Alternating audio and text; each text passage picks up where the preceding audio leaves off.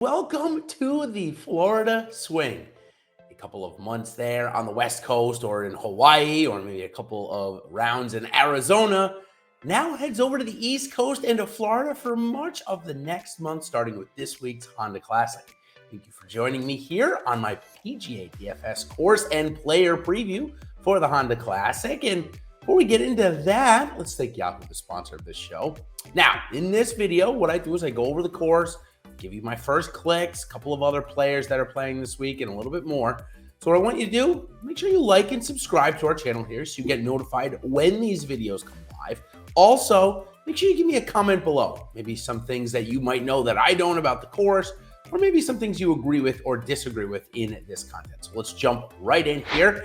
The course is PGA National Golf Club. It's been here, it's been the host of this event for a long time now. So for you course history buffs, you can go back as far as you really want to here.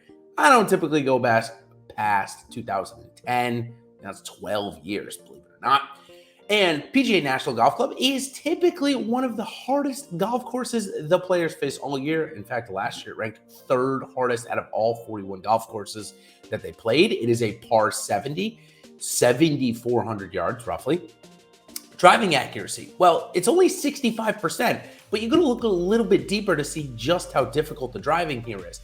Not only is the accuracy down, but there are a lot of less than drivers hit off the tee. So average driving distance is only about 285 yards, and driving accuracy is less than 65%. So a very difficult course to drive on here this week.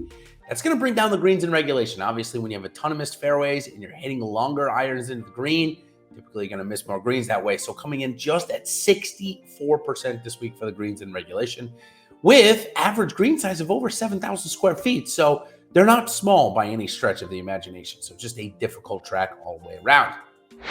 As we move on to the hardest and easiest holes here, the hardest holes on this golf course are the par 4 6th, the par 4 10th, and then the par 4 5th comes in third.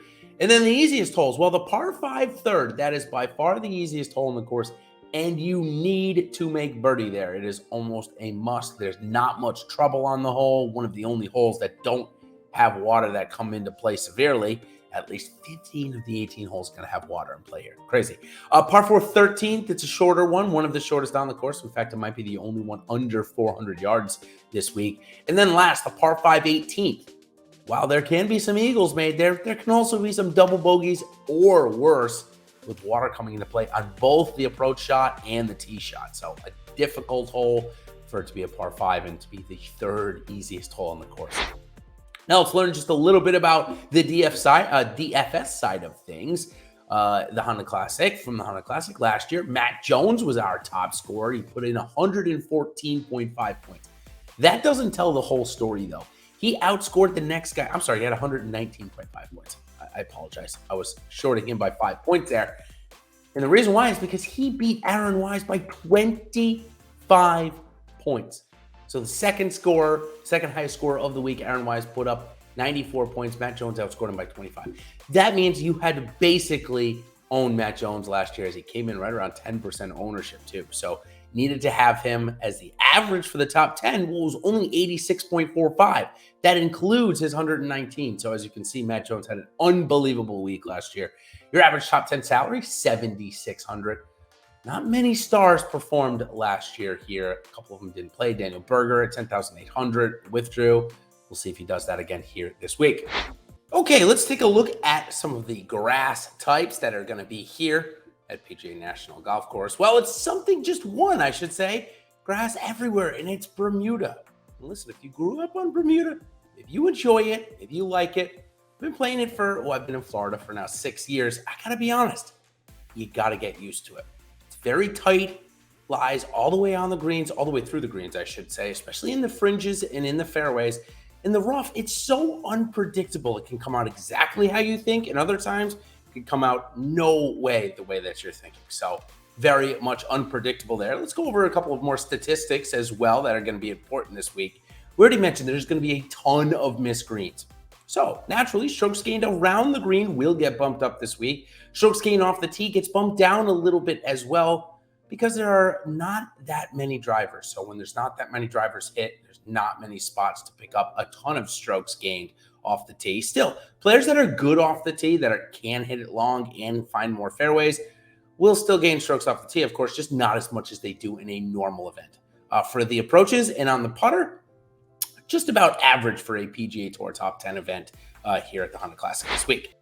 All right, let's move on to the player preview here. There are 144 players to start off the Florida swing. We're still, we'll be pressed for time a little bit to try and get in the full field here, at least at PGA National. It's a very tough golf course, remember, so could be a little bit more difficult to get all the golfers in. 144 of them, none in the world's top 10, but 7 of the world's top 35. So we get none of the world's top 10, but we do end up getting at least a decent amount there ranked in the top 50. I think we're up to 10 in the top 50 now. So not bad. Again, for the first Florida swing, it's a tough spot in the schedule for Honda Classic. We got this week. Obviously, last week was Riviera, where all the world's top 10 played. And then next week, we go to Arnold Palmer. And then the week after that, we go to the biggest event of the year in terms of money. It's the Players' Championship, followed by the Valspar.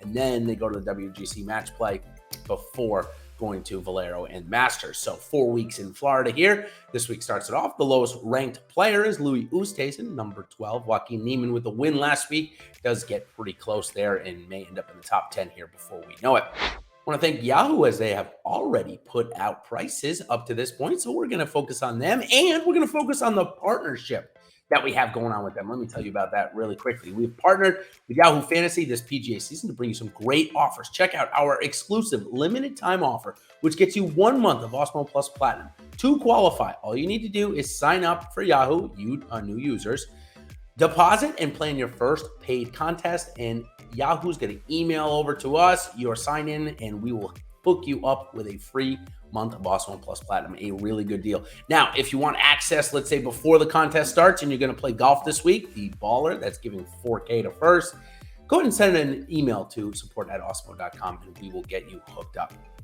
All right, let's go into my first clicks now. It's Sung J M. He's coming in at $46 on Yahoo, already a winner of this event. While his recent play is maybe a little bit more volatile than we'd like, he's got a great setup here and does very well on this track. Mito Pereira is number 2. He's coming in at $36 on Yahoo. He was there on Greenside 18 on Sunday at Riviera, cheering on his countrymate and really good friend Joaquin Niemann. We've seen in the years past that has kind of inspired other countrymates. So let's give a hard look to Mito Pereira this week. And lastly, another former winner here who's playing some great golf this season. It's Keith Mitchell. He's coming in at just $30 on Yahoo. Pretty well priced in the odds as well. So take a look at them. Again, Sung J M, Mito Pereira, and Keith Mitchell are my first clicks here this week for the Honda Classic. Okay, that will do it now, everybody. Now, of course, stay tuned for some of my values and sleepers. If you don't know about those, again, make sure you like and subscribe. There's short form videos exactly like this. And of course, stay tuned for our live shows this week. The PGA DFS strategy show is going to be with myself and Ben Raza, and then On Fire, the Live Before Lock show. Going back to when I subbed in all the way through last week, the show has been on fire and picking the winners, and Eric Lundquist did not let us down last week, nailing Joaquin Niemann again. So stay tuned for that show Wednesday night at 8 o'clock. That will do it, everybody. Thanks again for tuning in. Thank you to Yahoo for the continued sponsorship. And one more thing about the Honda Classic. It has been known to eat chalk alive in the past.